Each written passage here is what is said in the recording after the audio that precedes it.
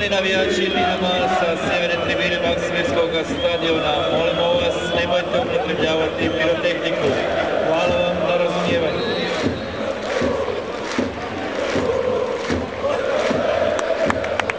A pošto gledatelji slijedi i druga izbira igrača u momčadi Dinama, igru napušta igrač sa brojem 7, Jerko Lekov, a u igru ulazi s brojem 6, Arjan Pandemi.